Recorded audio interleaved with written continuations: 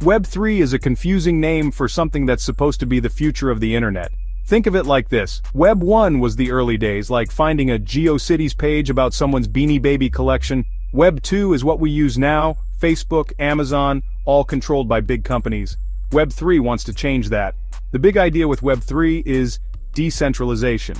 That means instead of your data being owned by tech giants, it's owned by you. Imagine Facebook with no Mark Zuckerberg, just you and your friends controlling your stuff. That's the basic promise of Web 3. Of course, it's more complicated than that. Web 3 uses blockchain, which is like a giant shared digital ledger. Every transaction, every piece of data is recorded on this ledger, and it's spread across lots of computers, not just one company's servers. So, is Web 3 the utopian internet dream? We'll get to that. But first, let's dig a little deeper into how it's actually supposed to work.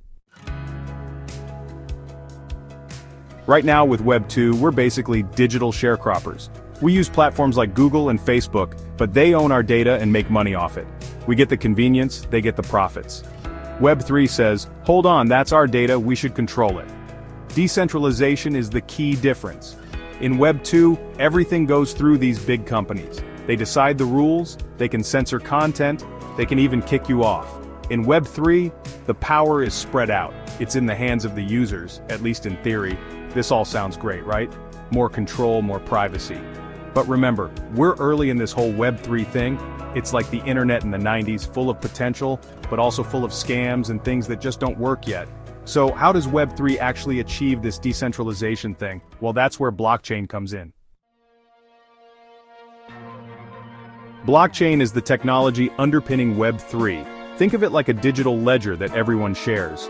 When you make a transaction, it's recorded on this ledger and everyone gets a copy. It's incredibly secure because to change anything, you'd need to hack into millions of computers simultaneously.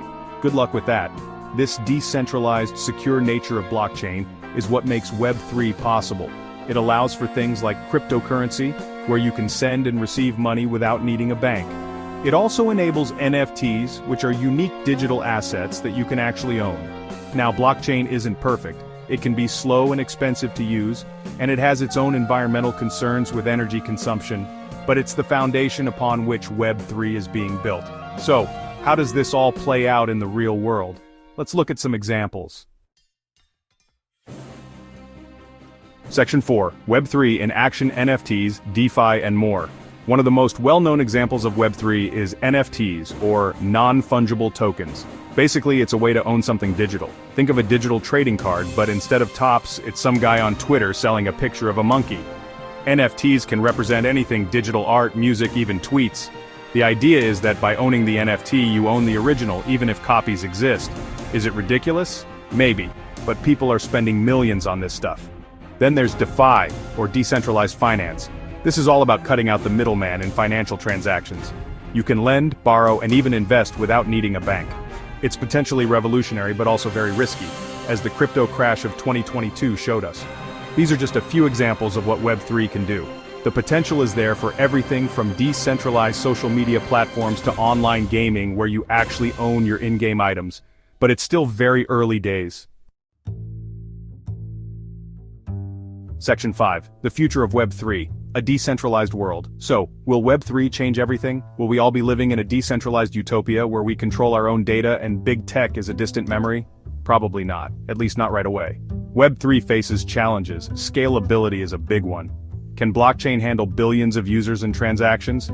Then there's regulation. Governments aren't just going to let this decentralized world exist without getting their cut, or at least trying to control it. But even if Web 3 doesn't completely replace Web 2, it could force big changes. Imagine if Facebook had to compete with a decentralized social media platform where users controlled their data. That's the kind of pressure Web 3 could bring. The future of Web 3 is uncertain. It could revolutionize the internet, or it could fizzle out like the metaverse. Only time will tell. But one thing is clear: the idea of a more decentralized, user-controlled internet is here to stay, and that's something worth paying attention to.